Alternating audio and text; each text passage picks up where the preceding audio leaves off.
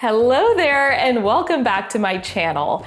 Games are a super easy way to increase student engagement in the classroom. That is a dangerous game, friendo. Especially when it comes to creating opportunities for practice. So in today's video, I'm gonna show you step by step how to create interactive game boards with movable pieces right in Google Slides that students can play in partners, small groups, or even together as a class. Before we jump into these steps, I do want to let you know that we're going to be using the slide theme within Google Slides. If you are not familiar with how the slide theme works, I have a full tutorial video, which I will leave in the description box for you. And I do suggest checking that out first and then coming back to this video. Let's go ahead and get started with the first step, which is creating the game board. As I mentioned, we're going to do this in Google Slides. So I'm going to open up a new Google Slides file. Within my Google Drive, I'm going to click New and then Google Slides, but you can also type slides.new right in your address bar. From here, I'm going to go ahead and close out this theme panel, even though we are going to be editing the slide theme. Speaking of which, we're going to open that up by clicking Slide and then Edit Theme. It's going to open up this other window. Now, I plan on creating two different game boards to model this process for you. We're going to create a 4 in a row, which is really Connect 4, but you know, trademark. And we're going to create a tic-tac-toe board. Because of that, I actually want to start with just a blank slide, and I'm only going to need 2 within my slide theme. So I'm going to start by deleting the slides I don't need. I'm going to click this third slide, so it has the blue outline. I'm going to scroll down to the bottom, hold down Shift on my keyboard and click that final slide. That's going to select all of those slides from the third one to the end. I'm gonna right click and choose Delete. Now with each of these other 2 slides, I want just a blank slide. So I'm gonna click on the slide so it turns yellow. I know that that slide is selected. On my keyboard, I'm gonna hold down Command and press A, but if you're using a PC, you're gonna hold down Control and press A. That's gonna select everything on the slide, and then I'm gonna click Backspace or Delete. I'm gonna repeat that with the first slide as well, so click on the slide so it turns yellow, Command A or Control A, and then Delete or Backspace. Now I have 2 completely blank slides where I can start creating the game boards.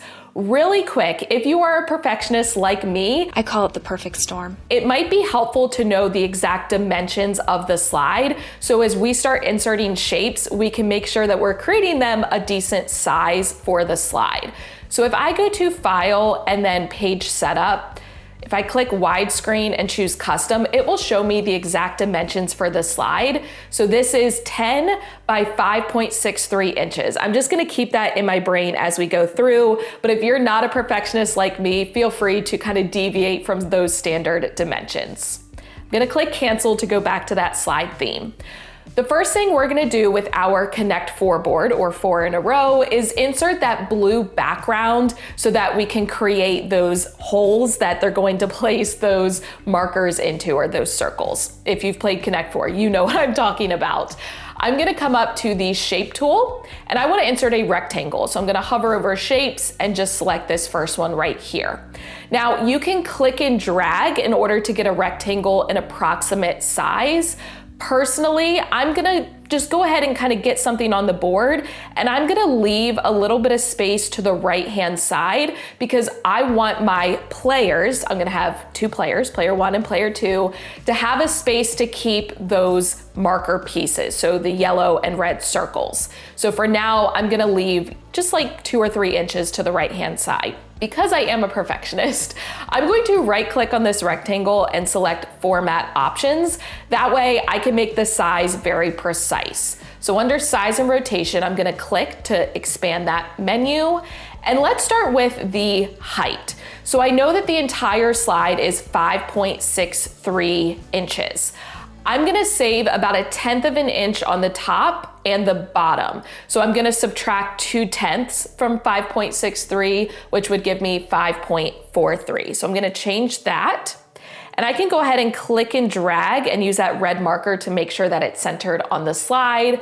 My width Doesn't matter quite as much because I am leaving space to the side. So 6.75 is good. That's a nice, round increment number. So I'm gonna keep it there, but I'm gonna drag it over so that I have about the same amount of white space on the side as I do the top and bottom. That looks pretty good. I can close out of the format options, but now I need to recolor this rectangle. So I'm going to select it. I'm gonna click the fill color and choose this blue color. And then I'm gonna change the outline or the border to transparent. So I just have a blue rectangle.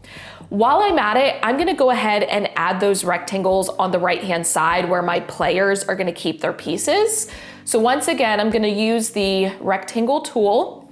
And for now, I'm just gonna click in order to insert one in. I'm gonna choose those format options again, so now I can get really precise. In terms of the height, I know that the entire height is 5.63, but I was saving a 1/10 at the top and the bottom, but I'm also gonna have about a 1/10 in between the two rectangles. So I was at 5.43. If I subtract another 1/10, now I'm at 5.33. I want each rectangle, or it might almost look like a square when I'm done, to be about half that height. So quick math, half of 5 is 2.5, and then half of a third, let's go, this might be totally off, 5.67-ish for the height. No, 2.67, not 5. Whew, okay. We're gonna see, we might have to adjust, but I think that's good enough for now. And then I'm gonna click and drag to get this pretty close. Ooh, okay, instead of 2.95, let's just do 3. Okay, so now I can close that out again. I'm gonna arrange this so that it lines up with the top of the blue rectangle, and then it should be about centered in that space. Good enough, right? I'm going to give this a gray background, and then I'm going to change transparent border as well. That looks pretty good. Now, because I'm creating the background of the game board, this is where I'm locking in those elements that I don't want students to be able to move around or edit. We're gonna just add text right into this rectangle. So I'm right clicking and choosing edit text. I'm gonna type player 1, and let's go ahead and align this. So it's centered, which is good, but I want it to be at the top of the rectangle. So I'm gonna choose top. And then let's make it Poppins black, and we'll make it just larger so that it kind of fills that space. Just click in the plus sign. Okay, I think 40 is pretty good. I have space down below where they'll be able to type their name as well as keep those circles. Now I can duplicate this rectangle. So I'm going to select it. So I'm just clicking on the rectangle. On my keyboard, I'm gonna use Command D, but if you're using a PC, it would be Control D. That's making an exact copy of that rectangle. I'm going to now click and drag it to kind of arrange it down at the bottom. And again, I'm lining it up using those red guidelines. That looks really good. You know what? I'm proud of myself for that mental math that I did. I'm gonna change this 1 to a 2, and that's looking pretty good. Now I'm gonna go back to that blue rectangle. I need to add those white circles where my students are going to drop in their pieces. So I'm gonna come back to the shape tool, and this time I'm going to select the circle right here. And once again, I can just click in order to insert one in. And if I want to change the exact size, I can go back to format options. By default, it went to just under an inch. I'm gonna do, I feel like 8/10 of an inch. Yeah, I needed it just a little bit smaller. That's looking decent. I'm gonna go ahead and change the fill color to white. And once again, give it a transparent border. So a Connect 4 board typically has 7 circles across and 6 going up and down. So I'm gonna start with the middle one, because if there's 7, then there will be a circle right in the middle. So I'm gonna start there because I can use that guideline. And for now, I'm gonna start at the top, but we may rearrange some things. I'm gonna go ahead and duplicate this circle. So again, it's Command D or Control D. And I'm gonna get each of my 6, or my other 3 on each side. So I have it lined up so it's touching the other circle. Now on my keyboard, I'm just gonna click the right arrow key to bump it over just a little bit. I'm gonna repeat that same process, so duplicate. I'm gonna line it up using those guidelines so it's touching, and then use my arrow key to bump it over 1, duplicate again, and let's get it touching, bump it over 1. Okay, I have a little bit of wiggle room, so I'm gonna try bumping each of those circles over 1 more. So with that 1 circle selected, I'm gonna hold down Shift and click each of the other circles. So now I have all 3 selected. I'm gonna bump them over 1. I'm gonna hold down Shift and click that first circle because it's already been moved over 1. Now I can move each of these 2 over 1 more, and then I'm gonna hold down Shift again and unselect that circle and bump it over 1 more. I think that looks pretty decent. I know it's kind of close on this side, but I'm happy with that. Now I can hold down Shift, select each of those 3 circles again, duplicate them, and I'm gonna click and drag them over to this side. And if you look really carefully, there were those blue little markers underneath that showed me that they were equally spaced out. So now I have an entire row. I need to duplicate all 7 of those circles and have 6 rows. So I'm going to click the first one, hold down Shift, and click each other circle so they are all selected.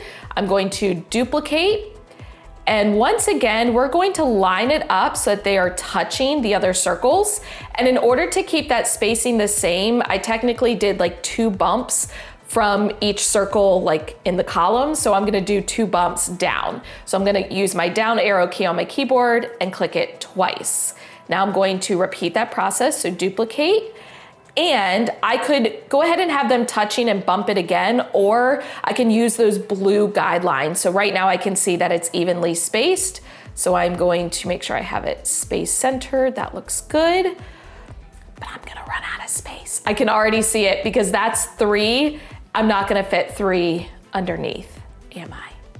No, I'm not. Okay, it's fine. We're gonna fix this. I'm gonna go ahead and bump these up. So instead of doing 2 bumps between rows, we're just going to do 1. I'm now clicking and selecting both of those rows, and I'm gonna bump it up again. Okay, now we're cooking. So because I already have 3 rows and I need 6, I can take all 3 of those rows and duplicate them. A faster way to do this, since there are so many circles, is I'm gonna click and drag my mouse so that I'm covering at least every single circle. But it has now selected the background as well. So it has all of those circles as well as that blue rectangle. I'm gonna unselect the blue rectangle by holding down Shift and clicking it, and you will see that the space has now shrunk to just those circles. I'm gonna duplicate, click and drag until I have it centered, and then I'm also looking for that blue marker like that. I can drop it, and now, even though they're all spaced out between rows, I have a little bit less space at the top than the bottom. So in order to make them centered, I'm gonna click and drag again to select all of them, hold down Shift and click the rectangle to deselect it. And now I can click and drag so that it centers right in that rectangle. And again, if you're not a perfectionist, you don't have to be that detailed, but that's just me. So I now have the game board background all created. These are the elements that I don't want my students to be able to manipulate. So I'm going to repeat this process one more time, but I'm gonna go a little bit faster so that you can see how I'm doing this for a tic-tac-toe board. So I'm gonna create my tic-tac-toe board on this slide. I want them to be able to play 3 games. So I'm gonna go ahead and insert in some rectangles, and I'm just gonna eyeball it for now. I'm gonna test to see if this would be a good, okay, I can make it a little bit longer. I'm gonna click this and drag it. And let's go ahead and change the fill color to black with no outline. And let's go ahead and edit the text. So let's do game 1. And we're once again gonna make it Poppins black, but we're gonna change the font to white. And we're just gonna increase the size until it takes up a majority of the space. Probably that 40 point again. Yeah, that looks good. Now I'm going to duplicate this rectangle, use those guidelines so it's all lined up. We can change this to game 2, and then we can duplicate this once again using those blue guidelines and make this game 3. Now I can create the background for those tic-tac-toe boards using the line tool. And as I draw these lines, I'm holding down Shift so that the line stays straight. Okay, that looks decent, but I'm gonna make it black and I'm gonna make it thicker. Let's go 4 let's try 8. Yeah, nice and chunky. I'm gonna duplicate this line so that it's the same distance, and I'm just gonna kind of drag it out. We're gonna move these around so that they're better centered. Now I need the ones going the other way, so I'm gonna duplicate it again, but now I'm gonna come to arrange, rotate, and I'm gonna rotate it clockwise 90 degrees, so that way it's the same length, but it now is going the other way. Okay, let's go. I don't know if it's perfectly centered.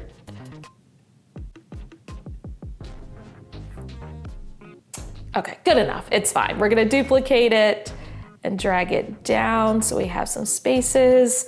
I'm just kind of eyeballing. I feel like this one needs to come in just a tad. That looks pretty good. It's not perfect, but it's pretty good. So I'm now going to click and drag to select all of these and make it centered with where it says game 1. Duplicate and click and drag to put it there, as well as the last one. I'm using those red guidelines. Okay. Now underneath of that, I want to insert some text boxes. So I want to be able to have my 2 player names. So I'm going to actually use this same rectangle. So I'm going to copy it and I'm going to paste it onto this slide, but we're going to make it, where's the center? Like there. Okay, that looks good. I'm gonna make this player 2. You'll see where I'm going with this in a second. We're gonna go smaller font size, and I want it aligned to the left. And we're gonna have it just kind of fill that space. Click and drag down. Okay, now I'm going to duplicate that and put it on this side. Okay, we're gonna change that to player 1. So that's where they will write their names of who is who, but I'm gonna insert a text box here. And we're gonna put winner, question mark. Let's go ahead and change that also to black, and let's make it size like 24. Okay, we're gonna center it. And from here, we're gonna type player 1 or player 2. My thought is they would circle who was the winner. Oh, or a tie, it could be a tie. And I'm gonna make this text box a little bit larger. Let's go ahead and change this to another font just so it's kind of separated. Let's do semi-bold. Okay, that looks decent, but I'm gonna highlight all of that text. I'm gonna give it a little bit more space in between so that they can actually like have space to circle it. Okay, that looks decent. Let's go ahead and duplicate this. Once again, we're centering it. Are those aligned? No, this one needs to go up. Now are they aligned? Yes. Okay, we're gonna duplicate that one more time. Okay, so I have all the background elements that I want on this game board. Since I plan on the players typing in their names, I can now add a text box placeholder. So I'm gonna come back to that first slide and I'm gonna choose, we'll just do title placeholder, it doesn't matter, I'm gonna format it anyway. And I'm going to click and drag so that it fills in that full rectangle, and we're gonna format it to be, we'll go semi-bold, and let's keep it at size like 24, and we will center it. Okay, so now I'm going to duplicate this and put it underneath. Okay, and we can also copy it and paste it here, but we're gonna put it next to these. Okay, so we're gonna make it a little bit smaller so it's only filling that rectangle, a little bit wider, and let's go size like 20 because this one's a little bit smaller. Okay, duplicate that and place it here. Okay, Now we're ready for the next step. That was the hardest step, I promise. This is the hardest thing I've ever had to do. We're gonna add the movable pieces. So I can rename these boards if I want to. I could rename this 4 in a row, and then I could rename this one tic-tac-toe. And I need to actually insert these into my file. So I'm gonna close out of the edit theme window, and you will notice that the first one is already inserted. I'm gonna also insert the tic-tac-toe board by clicking up here. And now I have both game boards. You will notice that those title placeholders are right here. If I wanted to, instead of adding the title placeholder, I could just add a text box on top. So in order to show you what that would look like, I'm gonna go back into my edit theme. I'm gonna delete both of these just to show you what it would look like. Now I'm gonna insert a text box on top because I want my students to actually edit the text box, and I could put type name, and once again, I can format it however I want. So semi-bold, size 24, centered, and then I can, oh, let's go ahead and center it this way as well. I can duplicate that and place it down below. So if instead of having it say click to add title, if you would prefer it to say type name, you could insert that text box on top of the slide instead of adding the text box placeholder. But the next thing I need to do is insert in those movable game board pieces. So for Connect 4, each player needs those colored circles. So I'm going to insert in the circle shape, and I want it to be the same size as the white ones, which I know was 8/10 of an inch. So I'm gonna click just to insert one in, right click, choose format options, and we're gonna make it exactly 8/10. Now I can close that out, and this time, let's go ahead and give it a black border, and we'll make it like 4 points as a thickness. That looks good. One player is gonna be red and one player is gonna be yellow. So I'm gonna make one of them red and then the other one will be yellow. Just to test, I wanna make sure it's gonna fill that circle. Yes, that looks good. So I'm gonna go ahead and put the game piece where it says player 1. And from here, I can go ahead and duplicate this circle, and I'm gonna make a bunch of copies of them. Technically, they don't need any more than half of the circles on this game board. If I know that it is 6 by 7, that means there are a total of 42. So they don't need any more than 21. So I'm going to duplicate that circle, but then click and drag so it lines up with the first one. So it looks like there's only one, but there's technically 2. So if they go to move this piece, there's already another one underneath. I'm gonna undo that. Now I can click and drag to select both of them and duplicate it. So now I actually have 4 pieces. I'm gonna click and drag once again so it lines up. Now I can do the same thing, click and drag, duplicate. Now I actually have 8 pieces. Click and drag again, duplicate, align it. Now I have 16. And because I don't need that many more, currently what I have selected is actually 8. So I'm just gonna duplicate those 8 instead of clicking and dragging again. That will give me 24, which is plenty. So now, as they start moving their pieces onto the game board as they're playing, they have what seems like an unlimited number when in reality, there's only 24 there. So I'm gonna undo, so those both go back in place. I can now click and drag to select all of those circles, duplicate all of them, so now I have 24 more circles, but this time I'm gonna drag it underneath for player 2, and with them all still selected, I'm gonna change the fill color from red to yellow. So now, just to double check, as I move these onto the board, the ones underneath are yellow as well. I'm gonna repeat this same process for my tic-tac-toe board.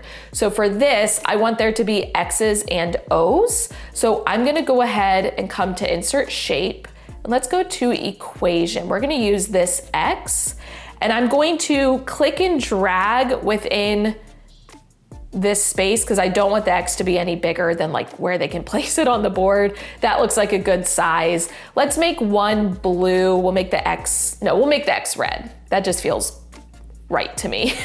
We're gonna give it again that border that's 4 points. Okay, that looks decent. And I'm gonna place them here next to like the game board. And we'll go ahead and duplicate. Once again, there are 9 spots, so no one should need more than 5. So I can Duplicate, now I have 2. Duplicate again, now I have 4. Can we line up, please? Thank you. And now I'm just gonna click one more and duplicate it. That gives me 5.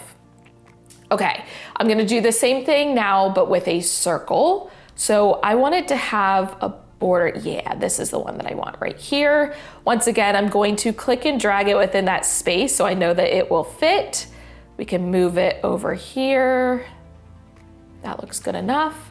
We're gonna make it blue filled, black border, and 4 points. And we're just gonna duplicate so that we have 5. So that's 2, that's 4, duplicate one more, that gives me 5. Now I want a box for them to be able to circle who won, player 1 or player 2, or a tie. So let's add a rectangle, but this time I'm gonna make it so that it outlines the word winner. We're going to have no fill, so transparent fill, but we'll do like a yellow border, and 4 points should probably be good as well. Okay, can we move it? It's not perfect. I want it kind of centered around the word, but I guess it doesn't matter. It's fine. From here, they will be able to drag that in order to circle who won, but I'm gonna leave it over the word winner. Now I can click and drag to select all of those, so the X's, the O's, and the rectangle. I can duplicate, and once again, I can click and drag so that it is lined up. Click and drag so that it is lined up. And now I have all of those movable pieces. So when they go to play tic-tac-toe, they cannot move around these black lines, but they are able to move around their pieces in order to actually play. Now our game boards are made, and that brings us to step 3, which is just using the game boards with students. Keep in mind, it's up to you how you use them. You might create several different game boards such as these, have them all in one slideshow, and maybe students get to pick and choose which game they play with their partner. Or you may only have one game board per file. So for example, I may only have this Connect 4 board, and that's my student's only choice. It is completely up to you. Also, you may be wondering, well, wait, are they just playing Connect 4 and tic-tac-toe? No. How I recommend using this is pairing these games with some practice problems or questions. You can take any worksheet you have with practice questions or problems and pair it with these games. So for example, I would have my partner sitting next to me. We would have our device with this digital game board set. As each partner answers a question, so maybe I'm answering number 1, I then get to move one of my pieces on the game board. My partner is gonna answer question 2, and then he or she is going to move their piece on the game board, and we're gonna repeat until either someone wins or we run out of questions. Keep in mind, you could also incorporate the questions right into the game boards. So you could insert in another slide with the questions you want students to answer, and they can actually put their answers or show their work right on the slide, and this could be something that they then turn into you. Or you can use the paper, as I mentioned, any old worksheet that you have, and they're just using the digital game boards in order to play with each other, but they're not actually turning in or submitting the game boards. But in order to share these game boards with your students so that they can have their own copy in order to move the pieces around, you don't want them editing your original, I'm gonna show you how to do so on Google Classroom, but it's a similar process for other learner management systems. I'm gonna go ahead and title this Google Slides presentation. I might call this Game Boards, and I might use this throughout the year. Anytime my students are practicing and I want them to play a game, I could share this template out with them.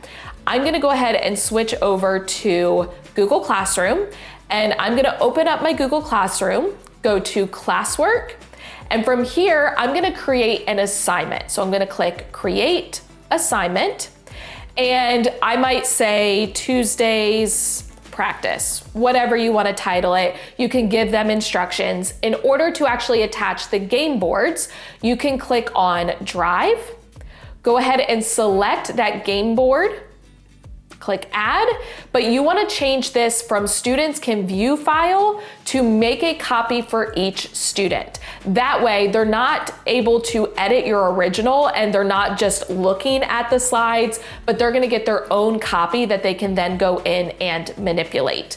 From here, you can either assign it right away or you can schedule it to post when you're ready for students to use it. Another option is to actually just generate a link. I have showed you in other videos how to create a forced copy link so that when someone clicks on it, it will automatically prompt them to make a copy to save to their own Google Drive. But you can also create a template link, and I'm gonna show you how to do that. So within my Google Slides, I'm gonna click on the share button. And I'm gonna go ahead and change this from restricted to anyone with the link. I wanna keep it as viewer, but I'm gonna copy the link. I'm now gonna open up a new tab, paste the link, but at the end, you will notice I have this slash and then edit USP equals sharing. I want to delete all the way up until that slash. I wanna leave that blank. From there, I can type in the word copy, and if I click enter, it will automatically prompt them to make a copy.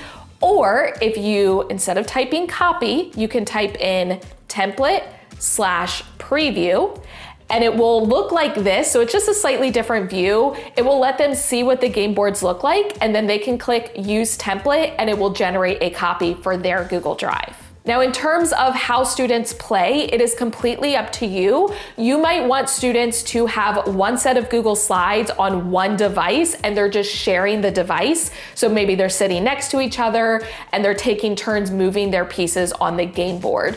Or you could actually have students using separate devices, but one Google Slides file, and they can share that Google Slides file with each other. So if I go back to this Google Slides, they could type in the person's name and actually share that Google Slides file with them. So they both could be on separate devices, but on the same file and be able to move those pieces around. So that is how you actually create the game boards, add in the movable pieces, and then use them with students. But I do want to share some final tips and tricks that might be helpful for you. First of all, you can actually play these games against your students. So instead of having them play in partners or small groups, you can play as an entire class and it can become a teacher versus student game. So for example, if I want my students practicing math problems, maybe they are doing them on whiteboards at their seats, and then I call on a student, and if that student gets it correct or they answer a question that I ask, the students get to move a game piece, but if they don't, then the teacher gets to move a game piece, and we're actually playing against each other as an entire class. You can also add in virtual dice and coin flippers and spinners to make the games more interactive. If the game board that you are using requires students to roll a dice, maybe you create almost like a sorry game or a trouble game, then you can link to a virtual die that they can then roll. One of my favorite websites for these virtual manipulatives is Toy Theater, but there are tons of other options. This is what it looks like. I will link it for you down below. There are ads, but I have found that the ads tend to be pretty student friendly, but you might want to explore some other options if that is an issue for you. You can search for things like dice, and then from here, they can choose the number. So if I want them to roll 2 dice, I can select 2, and then you can even choose the number of sides. So this would be the standard 6-sided die. Click throw, and it will then roll the dice for them. And you can do the same thing with spinners and coins and any other virtual manipulatives that they might need. Another idea is to have your students create their own custom game pieces. So you could share these game boards with students, which I already showed you how to do, and you could allow them to customize it. So maybe on Connect 4, instead of having just these standard circles, you could have them actually insert their own pictures that they want to use, or a school picture of their face, or even something like a Bitmoji, or you could have them use your face, you know, if that's what you want. Make the face. So for example, I could insert a Bitmoji and I could use maybe this one of my face. I'm going to right click, copy image, come back to the slide, paste it, and then I can resize it so that it's going to fit in those circles like that. Let's make her a little smaller. Okay, that looks pretty good. And from there, you could then duplicate it and create those game pieces. Or as I mentioned, you could have students do it in order to fully customize it. Speaking of which, you can also have students create their own game boards. This is a great early finisher option. And if a student creates a game board, you can then share it out with the class. They get really excited that their game is being used, and it makes it easier for you because you don't have to be the one to create it. And in order to keep things interesting, you may have several different game boards and you change up which one students use throughout the year, so it just keeps it fresh and has that element of novelty. Or you can take the game boards you've already created and just change up the colors in order to fit the season. So if Halloween is coming up, maybe instead of red and yellow pieces, it's gonna be black and orange, and I might change that blue background to be purple or something else that kind of fits the season. And one final idea for you is to actually do a tournament bracket with your students. So you can assign them partners to start, and whoever wins then moves to the next round. Once again, this is a great way to review for upcoming assessments and things. It makes it a little bit more engaging, but it's not a lot of extra work on your part. That is it. Keep in mind, you can follow these steps to recreate any game. I've even created like a Hungry Hippos. All I did was put some pictures of hippos. I had some white circles in the center, and as students would play with each other, whoever got the question correct would get to move one of their marbles over toward their hippo. You can be as creative as you want. I would love to hear your ideas down below in the comments. Let me know what ideas you have for using this with your students. If this video was helpful for you, please give it a thumbs up, hit the subscribe button and notification bell so you do not miss any future videos. As always, thank you for watching. I love you so much. Don't forget to put your positive pants on, and I will catch you in the next one.